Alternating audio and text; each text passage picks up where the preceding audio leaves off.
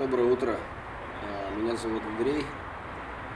Я являюсь сотрудником, единственным владельцем компании МТМ Wood. Наконец-то я собрался провести экскурсию по мастерской. Вот моя мастерская, и сейчас я вам покажу, что она представляет собой изнутри. Это вид издалека. Вот рядом мой дом. Большое достоинство мастерской заключается в том, что она расположена буквально в 3 метрах от дома. И поэтому я могу, когда нужно работать, и до полуночи, а могу прийти в 4 утра. Это задняя часть, где я занимаюсь работами для улицы. Здесь лежит сосна, пиломатериал, ставлю туда торцовку, стоит болгарка. Здесь выполняет такие грязные работы летом. Это вид на мастерскую с другой стороны. Она состоит из 2 зданий, соединенных под углом друг к другу. Строилось это в разное время. Построил первую мастерскую, но, как обычно, через пару лет стало места не хватать, поэтому сделал пристрой. Это вот вид на мастерскую с улицы, с наружной стороны. Там небольшие ворота, через которые подвожу пиломатериал. Это вот наша улица. Там ездят мои дети. Центральный вход, основной вход, поэтому пойдемте на экскурсию. Вот мы зашли в мастерскую, установила широкоугольный объектив, чтобы было лучше видно. Вот это как бы первая комната, в которой осуществляется сборка, склейка, шлифовка, то есть доводка уже изделий. Это покрасочная комната у меня, очень небольшая, но приходится каким-то образом помещаться.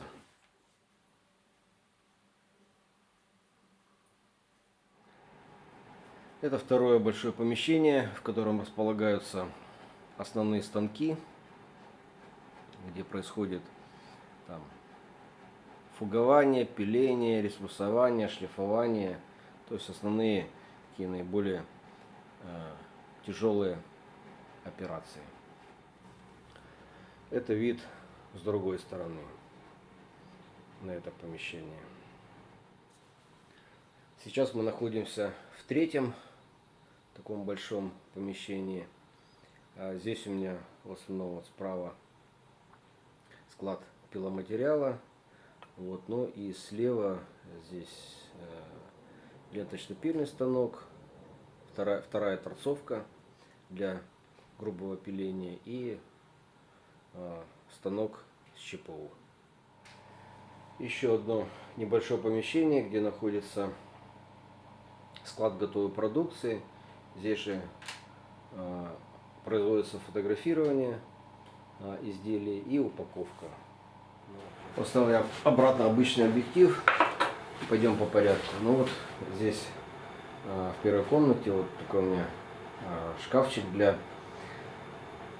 ручных инструментов. Здесь раскрывается, и со всех сторон можно повесить инструмент. Здесь различные плоскогубцы, щипцы, отвертки.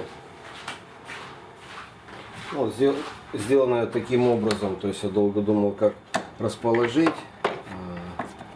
То есть сделал как тут отверстие 30 миллиметров, там дальше отверстие 8 миллиметров. Очень удобно туда поставить плоскогубцы, щипцы, а здесь уже под отвертки. Здесь ящички разные, под шурупы различные, дюбеля, гвозди, различные анкера. Здесь тоже шурупы, а здесь уже обычно идет все навалом. Мебельная фурнитура, какая нужна. Это основной мой верстак, на котором происходит склейка, сборка, отделка. Достаточно легкий, можно было двигать в разные стороны. Здесь внутри просверленное отверстие диаметром 20 мм. То есть он сделал по типу фэстбол стола многофункционального. Что здесь удобно? Во-первых, удобно фэстболскую струбцины. Можно вставлять и крепить заготовку в любом месте стола для обработки. Ну и далее вот такие есть прижимы фэстболовские, которые тоже позволяют крепить заготовку в любом месте.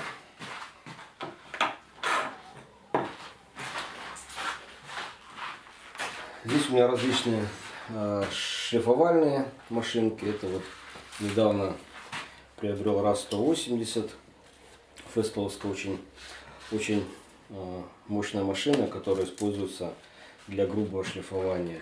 Ну, дальше Rotex, с которым я работаю уже много лет.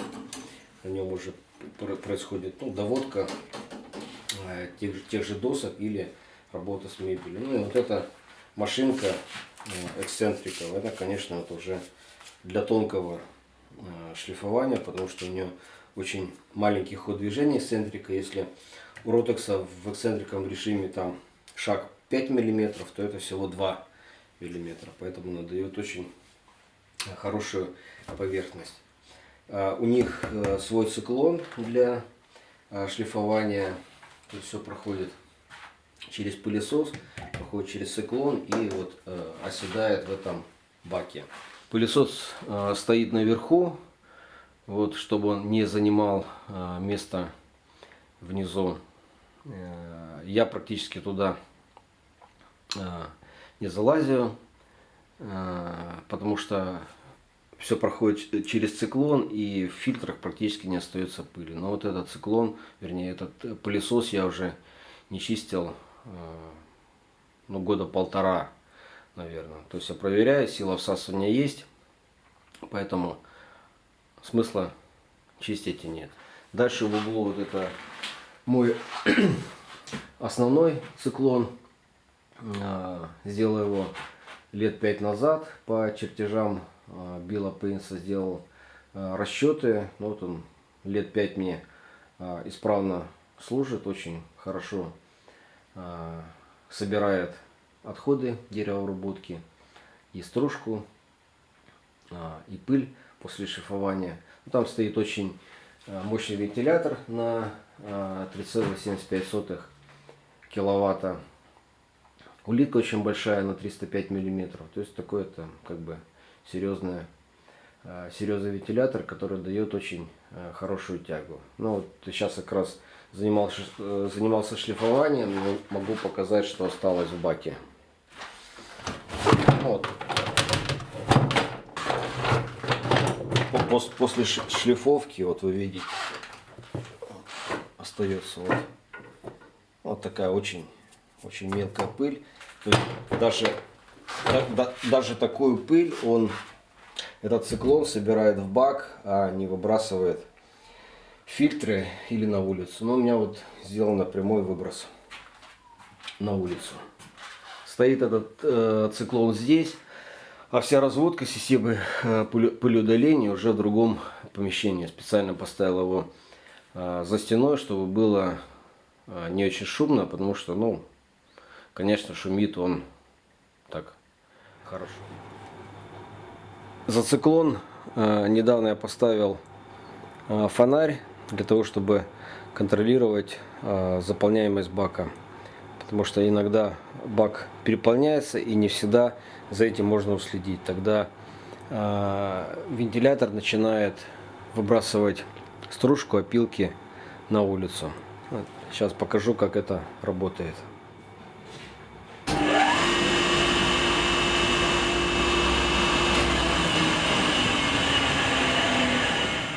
Фонарь включается одновременно с циклоном и также выключается.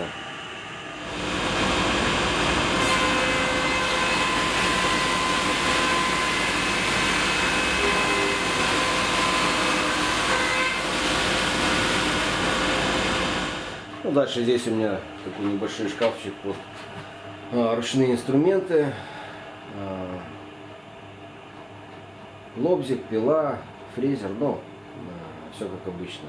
У меня достаточно много инструмента Festool, но все остальное, то, что мне было нужно, я купил. Конечно, это дорогой инструмент, но и качество соответствующее. То есть, ну вот, у меня порядка 10 инструментов, и первый я купил где-то лет 10, там, может быть, 8 назад, и за все это время ни один из инструментов не поломался, и не менял ни аккумуляторы, ну ничего не делал. За это время было выброшено уже очень много инструментов других марок, а эти продолжают работать. Некоторыми инструментами я пользуюсь достаточно редко, но вот то, что могу сказать про вот этот Rotex, ему точно лет 8 есть уже. И он в работе каждый день, причем эксплуатируется нещадно, и тем не менее, вот он,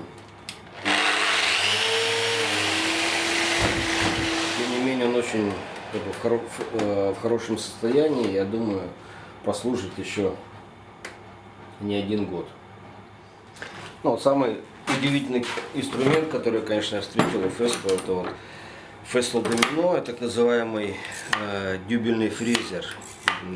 Он снял, конечно, очень большую проблему со всеми этими пазами, шипами. То есть он делает отверстия под вот такие дюбеля. То есть делается отверстие в двух частях сборки, затем это склеивается и держится очень хорошо. Ну, то есть это, конечно, все не дешево, дюбеля тоже как бы эти не дешевые, но в принципе размер это известно. Вот это, например, толщина 8, ширина 22 и длина как бы 40 миллиметров. Ну, в свое время потратил я полдня и наделал вот таких как бы самодельных дюбелей, которые, конечно, не такие точные, но для каких-то неответственных проектов это все использую. Здесь вот и дуб, и сосна, и бук, ну, чего только нет. Вот здесь у меня располагается клей для изготовления разделочных досок. Я использую только... Так, съемка заканчивается, да, все уж не выводи. Пришли гости. Ну и что? Угу. Ну, давай его тоже. Вот здесь клей у меня для изготовления разделочных досок. Я использую только Titebond 3, поскольку он имеет водостойкость, ну, почти D4, там по американской классификации тип 1 по европейской между D3 и D4. Но для изготовления там мебели, каких-то других конструкций использую Titebond 2. Вот он вполне достаточный, с водостойкостью D3. Ну еще полиуретановый клей, но я пользуюсь достаточно редко. Вот он должен храниться с выжатым воздухом и в перевернутом виде, иначе все засыхает и приходится это потом выбрасывать. Здесь что еще? Ну это вот пыль для изготовления шпаклевки. Здесь ножки шурупы. Вот. Тут шильдики у меня, для того, чтобы уже на завершающем этапе доделать доски. Для прикручивания ножек и шильдика у меня вот отдельные здесь инструменты. Дрель, 2 шуруповерта, потому что доски все в масле, в воске, и потом этим инструментом работать не можно. Тут вот он грязный такой отдельно. Ну, вот, просверлил отверстие диаметром 50 миллиметров. Очень удобно ставить. Там вот они и лежат. Да, клей я покупаю вот в таких больших бутылках. Ну, здесь почти 4 литра или галлон там по-американски. А затем разливаю уже в более мелкие бутылки. Так удобней. Но следующая фасовка у них уже там почти 19 литров, но это много, это уже там большая бочка, поэтому покупаю вот в такой фасовке. Я покупаю клей вот в таких больших бутылках, а потом разливаю его в более мелкую тару, поэтому иногда вот в некоторых видео можно видеть вот эту бутылку от Тетбонда 2, вот, но это только бутылка.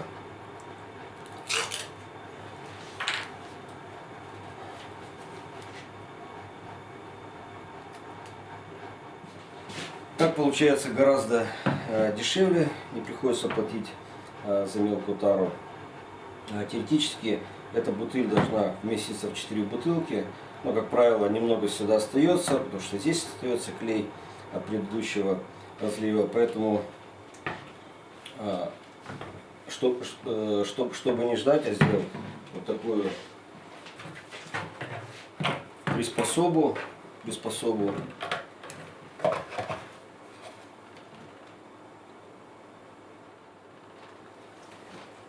Так вот ставлю, и оно спокойно льется полчаса, пока не выльется весь клей.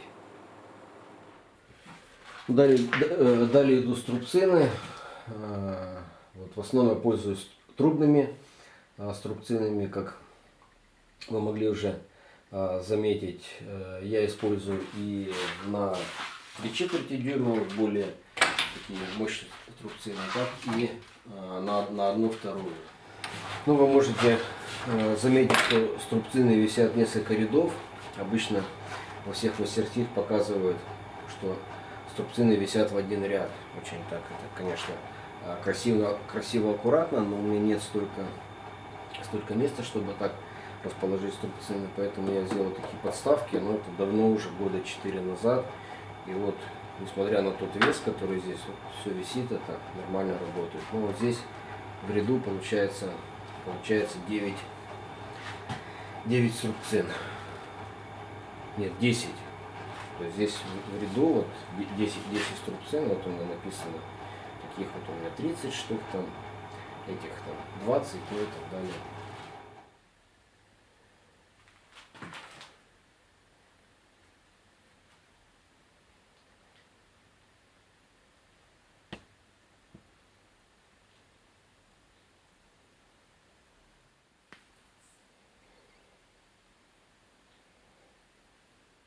Ну, здесь тоже висят струбцины, это такие обычные F-образные струбцины, вот там Т-образные струбцины, дальше вот там старые струбцины, которые не используются. То есть струбцин используется, конечно, очень много. Ну вот могу показать потолок, все занято. Когда строил мастерскую, специально пропустил балки внизу. Строители хотели подшить снизу балок потолок. Я сказал нет, сверху, потому что всегда эти балки нужны, на них можно очень много всего повесить. Вот, по всей мастерской у меня расставлены датчики движения, вот, поэтому я не волнуюсь о выключении света. Поэтому, когда я вхожу в помещение, то включается освещение, включается радио и включается вот там вверху висит фильтрационная установка. Когда из помещения я выхожу, примерно там через 8 минут все это выключается. Очень удобно. Это в мастерской. Не приходится постоянно включать-выключать свет, потому что постоянно ходишь по разным помещениям. Отопление у меня инфракрасное. Вот вверху видите, висит такая инфракрасная панель. Ну, такое достаточно удобное отопление. Оно экономичное, и эти инфракрасные панели, они нагревают не воздух, а предметы под собой. Ну, в общем-то, вот уже 5 лет в мастерской. Эти инфракрасные панели, но вот если на улице минус 30, то здесь вполне поддерживается там плюс 16, плюс 18, такая достаточно комфортная для мастерской температура. Управляются они вот терморегуляторами, такими выставляется там нужная температура, там 20 градусов, они работают в автоматическом режиме. Вот, вошли мы в покрасочную комнату. Это у меня такая как бы станция для вымачивания досок в минеральном масле. И там вот внутри находится минеральное масло, то есть я окунаю доску туда на несколько секунд, затем ставлю верхнее это корыто, и это масло уже стихает, доски подсыхают. 2 раза доски окунаю в масло, затем обрабатываю смесью масла с воском. Здесь у меня смесь, масло и пчелиный воск. Смесь 4 к 1, 4 части масла, 1 часть воска. Использую я для разогрева обычную фритюрницу. Вот, очень удобно поддерживать заданную температуру. Здесь поставил механический таймер от стиральной машины Фея, который подает питание на фритюрницу. Он на 5 минут. Ну, по крайней мере, не беспокоишься, что оставишь ее включенной, и она перегорит или устроится пожар. Ну, пистолеты самые обычные. Я не занимаюсь профессиональной покраской, поэтому обычные пистолеты с соплом 1,5 и вот этот 1,2.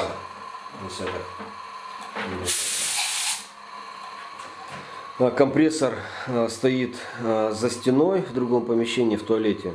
Для чего это сделано? Ну, во-первых, опять же, не так шумно, а во-вторых, он не всасывает в себя вот эту лаковую смесь, лаковую взвесь, которая там висит здесь при покраске, соответственно, меньше забивается. Вытяжка у меня сделана примитивно. Вот это вверху это входное отверстие. С другой стороны внизу стоит вентилятор. Ну, смысл это здесь простой, что воздух поступает сверху, и вот эту лаковую взвесь он сдувает вниз и вытягивает на улицу. Ну, вот так он включается.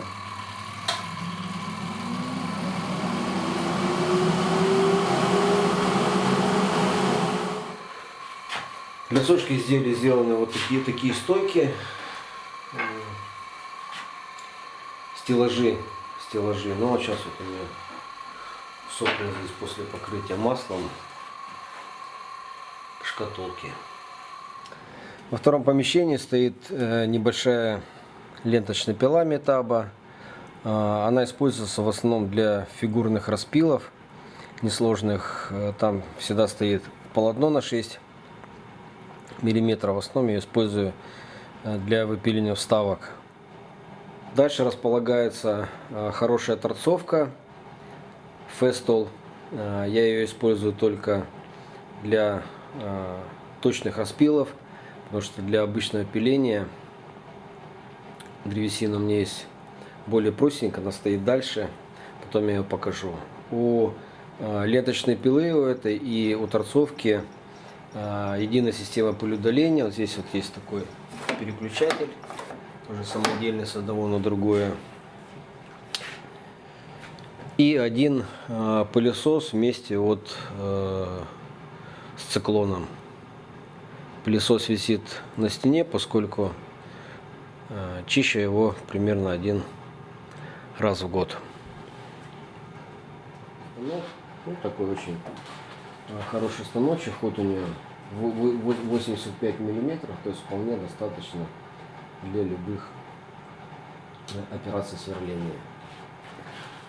Вот его характеристики: 600 Вт и скорость обороты от 500 до 2500 в минуту. Это Рейсмус с валом Helical.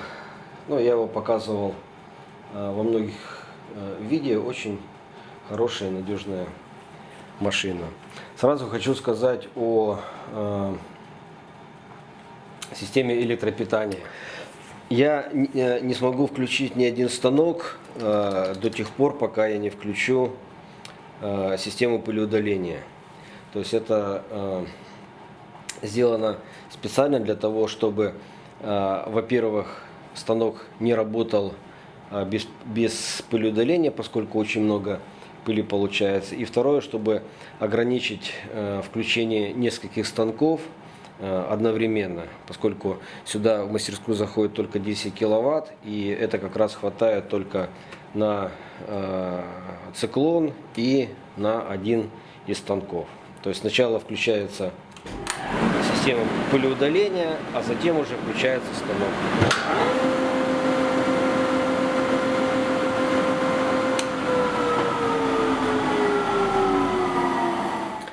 Этим процессом управляет вот этот блок, который вы видите. Внизу стоят реле на каждый станок. Ну, вот сейчас я включу систему пылеудаления, а затем Рейсмус, и увидите, как сработает реле.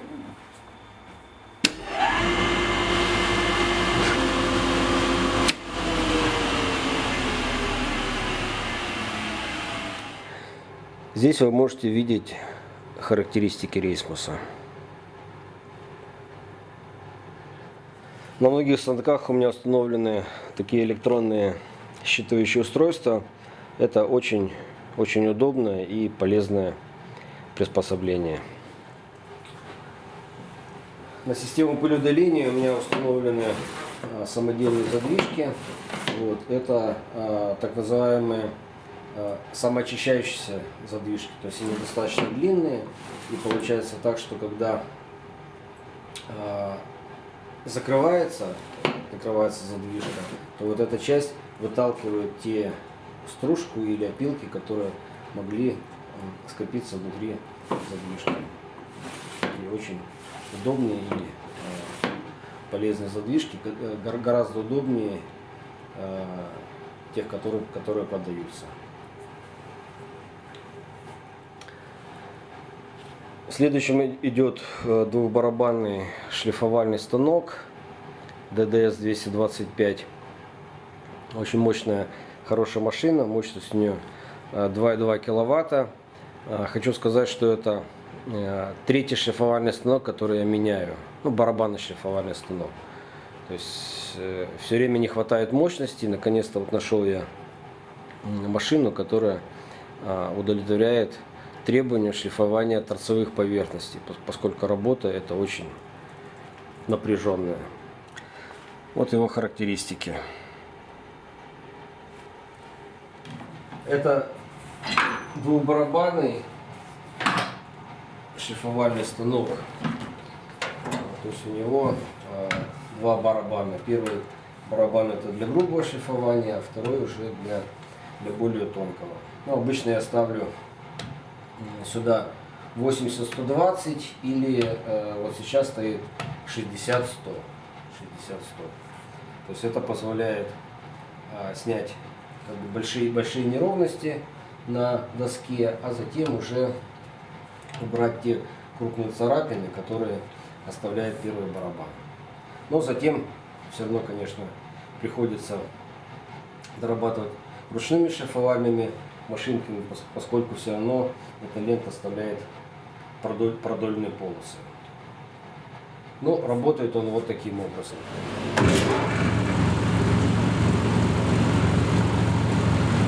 Подающая лента и два барабана.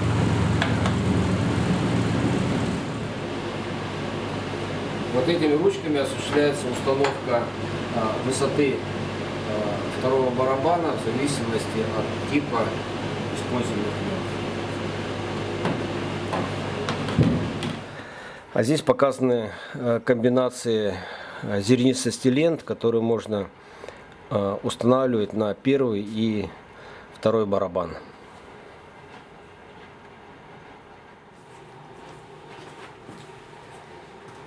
Далее идет у нас фрезерный станок. Это болгарский фрезерный станок Т-1000. Очень такая надежная, мощная машина.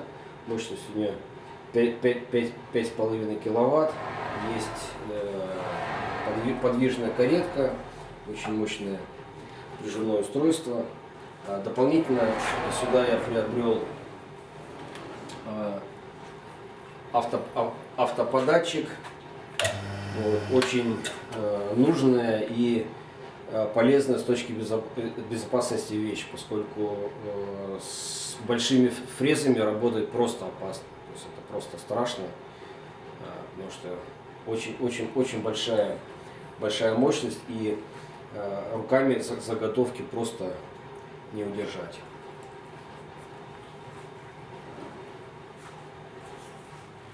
Наклон фрезы осуществляется вот этой ручкой 45 до 45 градусов. Вот. Этим регулируется вылет фрезы, то есть движение фрезы по вертикали 85 миллиметров. Очень есть полезная функция этого станка, это реверс. Реверсное движение, поскольку некоторыми фрезами удобно работать вот в реверсивном движении, подавать, то есть не справа налево, а слева направо. Но здесь его технические данные. Ну, здесь еще один маленький станочек, простенький, но, собственно, он у меня используется только для одной операции, для изготовления скругления фреза. Вот, корвет 82. Тут еще один шкафчик, здесь у меня различные там измерительные приборы, ну а здесь фрезы. Написано, фреза там, микрошип для сращивания. Ой, тяжелая радиусная фреза. Вот, ну, разные фрезы. Фреза для изготовления филенок, филенчатых дверей. То есть одной фрезой можно изготовить полностью.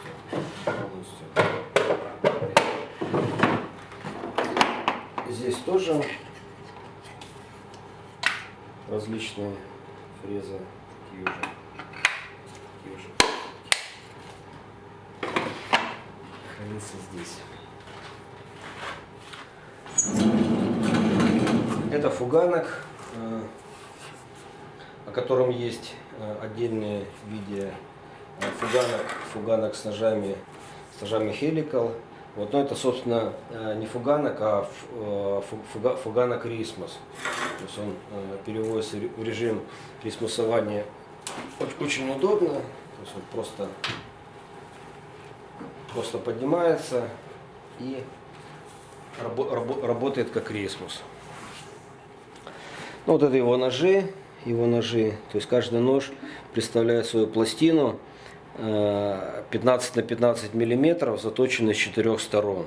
То есть когда нож затупляется, просто пластина переворачивается на 90 градусов и можно дальше использовать. Но хватает их очень надолго. На Рисмусе меняю ножи, точнее поворачиваю ножи примерно раз в год. Очень долговечные ножи. То есть производитель говорит, что они работают примерно в 20 раз дольше, чем обычные прямые ножи, но по моим наблюдениям еще дольше. Здесь 48 ножей. На Рисмусе 132. Поэтому Рисмус, конечно, дает более чистую поверхность.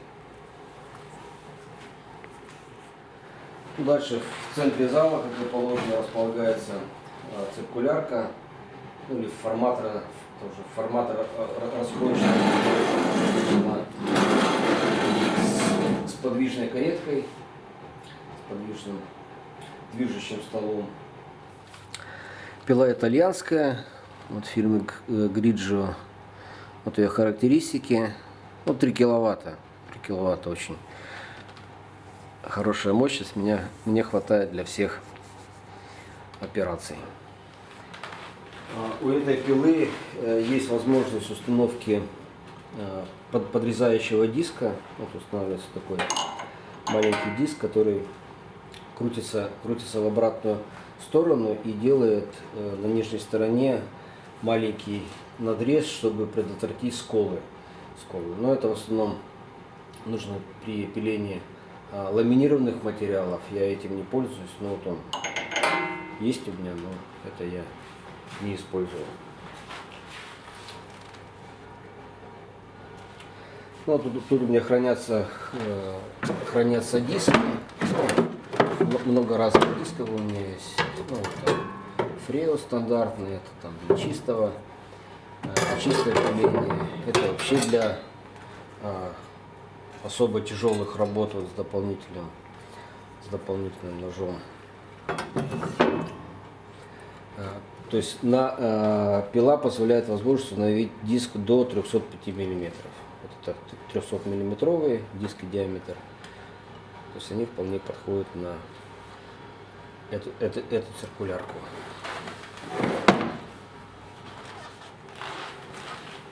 В последнее время в основном я пользуюсь таким диском. По сути дела он, хотя здесь и написано быстрый рез, но по сути дела он универсальный, поскольку на 255 миллиметров у него находится 32 зуба. То есть обычно быстрый рез 24 зуба, там чистый рез 48 зубьев, здесь находится 32. И вот этим диском я пользуюсь и для продольных, и для поперечных распилов. Диск очень хороший, хватает надолго. Еще устраивает меня то, что у него ширина пропила 2,6 мм, а не 3,2, как у большинства дисков. То есть больше чем полмиллиметра экономится на каждом резе, а при больших объемах и при дорогих породах древесины это получается существенная экономия. Ну и, конечно, цена. То есть я покупал их, правда, это покупал где-то год назад, то есть цена была около 400 рублей с копейками. В то время одна заточка Фреда обходилась там в 200 рублей. То есть я купил этих дисков, которых мне хватит достаточно долго. Причем хватает его при пилении гораздо дольше, чем Фрео. То есть я не знаю, в чем причина, но вот очень хорошие диски, которые меня устраивают. Далее у меня располагается такой уголок шлифования, где стоят два станка. Вот это слева стоит станок для шлифования кантов с продольным движением ленты, а справа небольшой станочек с вертикальным движением ленты, на котором я шлифую края разделочных досок. У этих двух станков своя система полиудаления, то есть стоит небольшая улитка мощностью 0,75 киловатта. И выброс осуществляется прямо на улицу, без циклона. Ну, вот за несколько лет, собственно, на улице ничего не скопилось, поскольку все это уносится ветром, дождем, снегом. То есть меня это устраивает.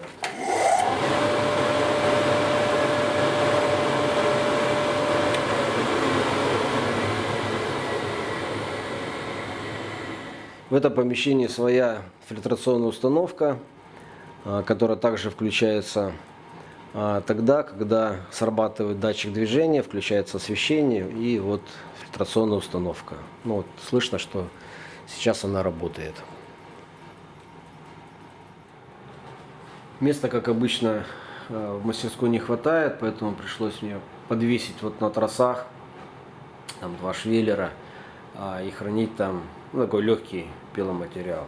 Сейчас здесь там хранится дальневосточный орех, он достаточно легкий, но и немножко вишни. Ну а здесь вот подвесил липу. То есть тросы надежные, но лишний раз я стараюсь там, конечно, не ходить. Вот. На стене вот тут у меня висит электронный отпугиватель мышей. Почему-то у меня мыши появляются поздней осенью, в начале зимы. Как только выпадает снег, почему-то появляются мыши, поэтому пришлось повесить пару вот таких электронных отпугивателей мышей. То есть это такие профессиональные отпугиватели, рассчитанные на зернохранилище площадью до 800 квадратов. То есть у меня, конечно, гораздо меньше, но взял с запасом.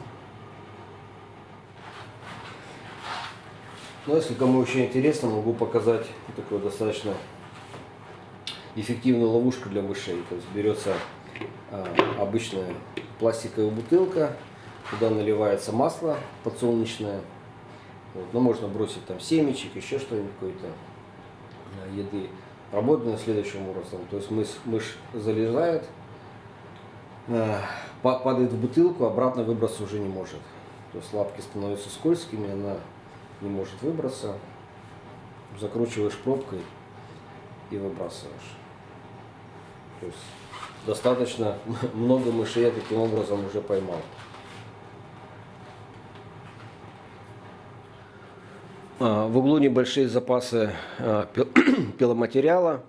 Здесь в основном такие наиболее дорогие ценные породы. Вот видно подук, амарант, мавингу, венги, вишня, которые используются в небольших количествах.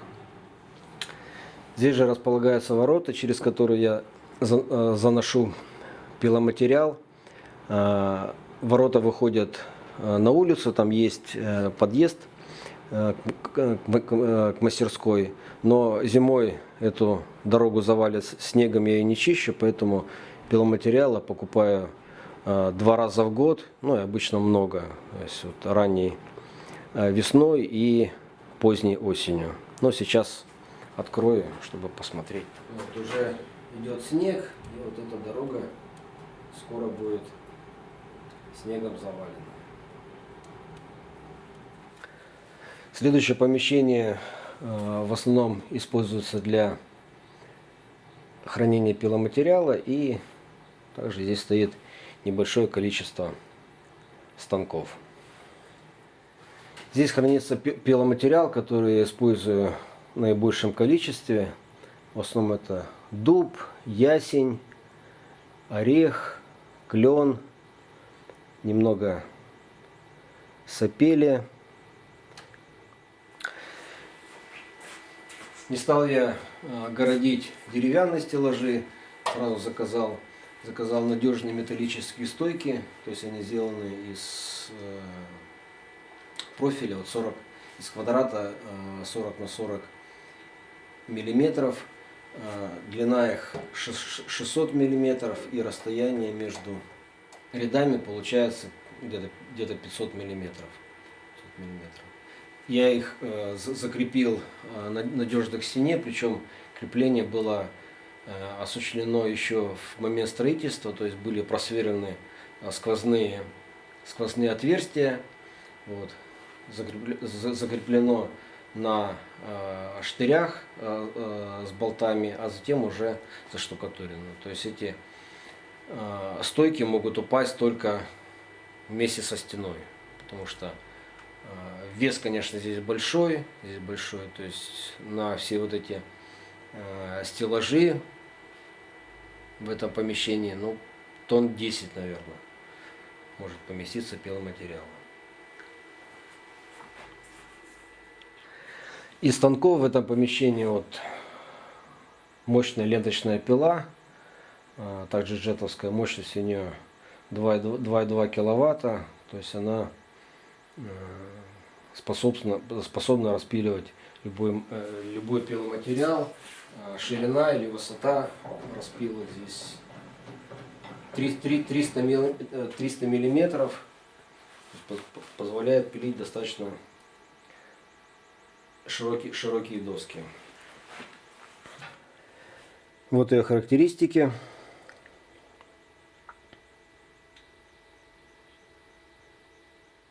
Но сейчас вот на этой пиле стоит очень хорошее биметаллическое полотно. Толщина этого полотна всего 0,5 мм. И оно с легкостью пилит самые твердые материалы, такие как амарант, ясень. То есть я не испытываю никаких проблем. То есть и при пилении на ленточной пиле достигается очень большая экономия пиломатериала, особенно дорогих пород, поскольку либо ширина пропила 0,5 мм, либо 3,2 мм на циркулярке. Стоит небольшой лобзик, ну, пользуюсь я им редко, в основном для выпиливания вставок после обработки на станке с ЧПУ.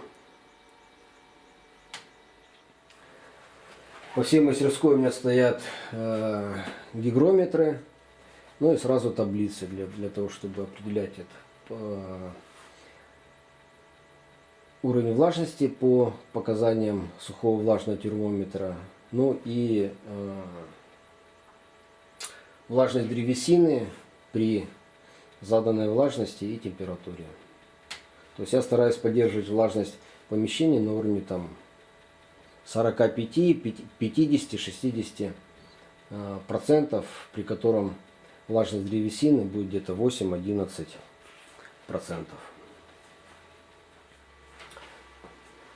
Еще одна торцовка, ну, это простенькая дешевая корветовская торцовка. Она используется только для распилов под углом 90 градусов. То есть здесь пиломатериал, я его здесь сразу распиливаю на отрезке нужной длины, а затем уже дальше обрабатываю. То есть это простая торцовка, но тем не менее у нее очень хорошие характеристики. То есть у нее ширина пиления 305 мм.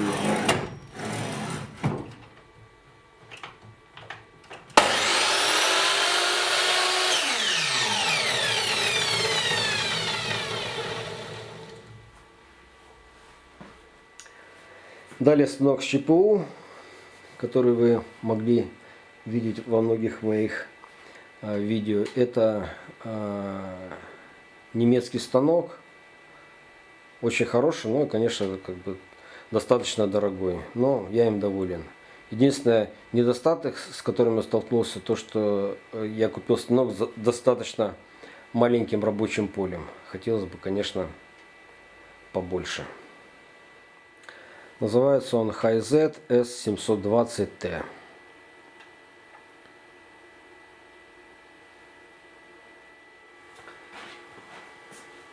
К нему я использую отдельный пылесос с маленьким циклоном. Ну, этот бак туда собирается стружка.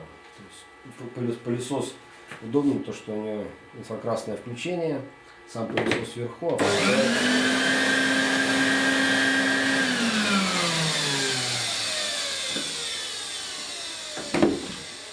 включается с ручки. Здесь различные фрезы, цанги, крепеж к этому станку, ну и так далее. Еще фреза.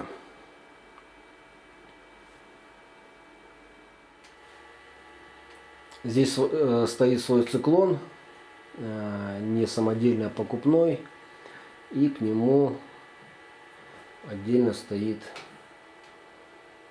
улитка. Выброс также осуществляется на улицу.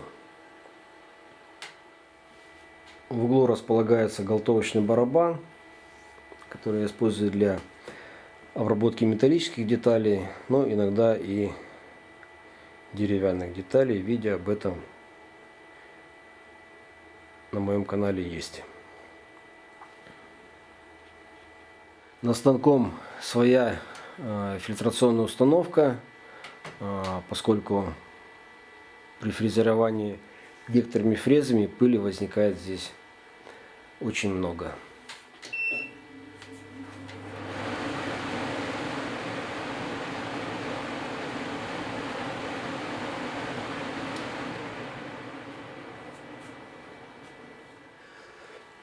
Белый плафон на потолке – это система пожаротушения. То есть система эта автономная, там стоит датчик, и при повышении температуры воздуха до 80 градусов вот этот плафон взрывается и засыпает все белым порошком, который не дает гореть пиломатериалу. Так это помещение выглядит с другой стороны. Ну и наконец последнее помещение.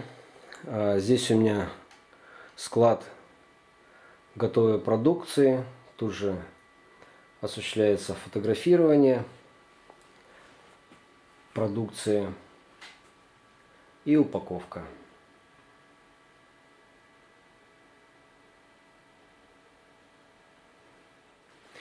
Ну вот еще раз, это готовая продукция, то, что готово уже к отправке. Здесь доски, вазы, магнитные держатели, но в основном торцевые разделочные доски. Это место для фотографирования продукции. Фотографирую я со вспышкой, вот, поскольку нет времени каждый раз выставлять свет, то есть быстро и удобно. Вот снимаю на iPhone, чтобы показать, что для съемки я использую вот этот аппарат. Это Canon EOS 6D.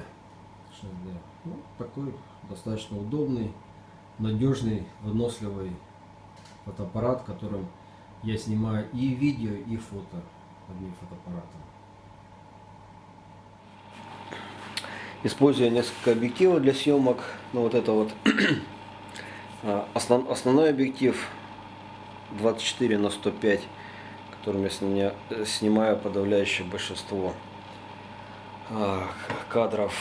Два фиксированных объектива с фиксированным фокусным расстоянием на 50 мм, которые в основном используются для фотографий, поскольку вот это 50 мм это соответствует углу человеческого зрения, и он не дает искажений. Затем на 100 мм объектив, который используется для макросъемки, для больших приближений.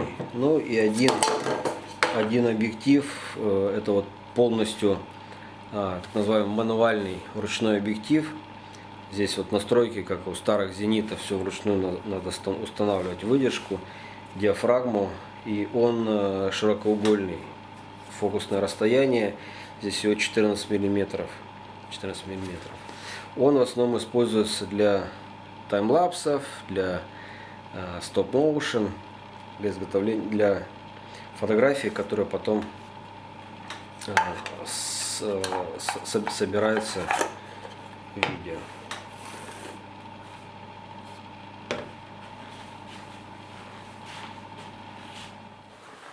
На стене карта с отметками, куда отправлялась продукция. Но в основном, конечно, это Россия, Европа и США. Немного Австралия, Канада, Бразилия, Китай, Япония. Вот как бы основные страны. Ни одной доски еще не было отправлено в Африку. Это вот ручка подвешена, которой записываю размеры, чтобы не утащили дети.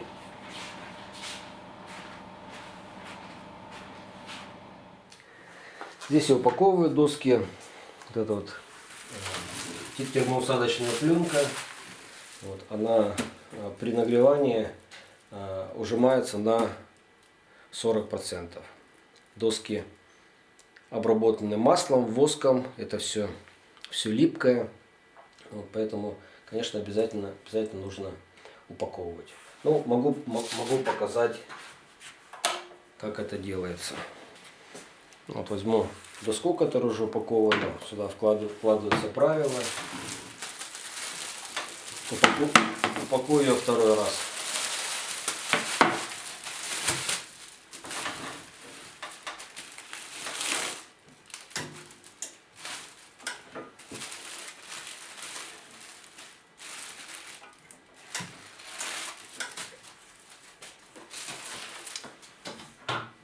А затем нагревается фирма.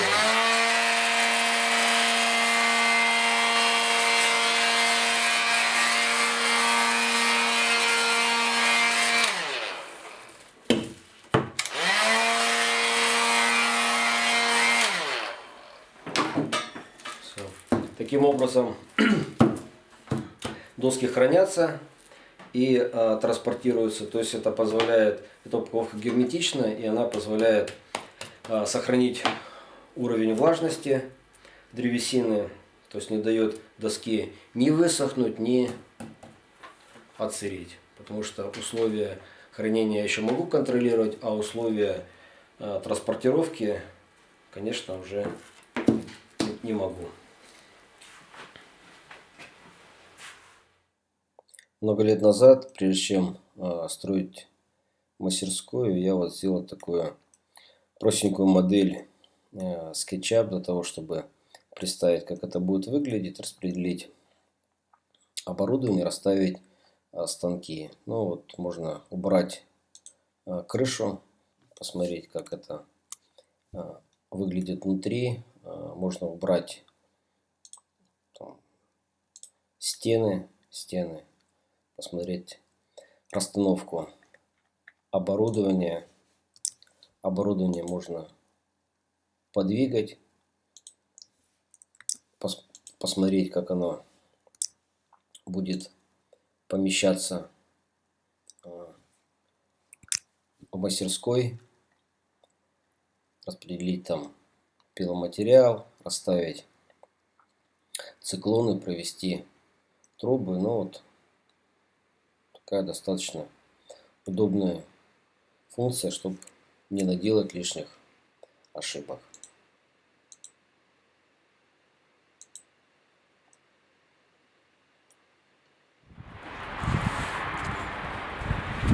Начал снимать это видео летом, закончил зимой. Надеюсь, рассказ получился достаточно полным.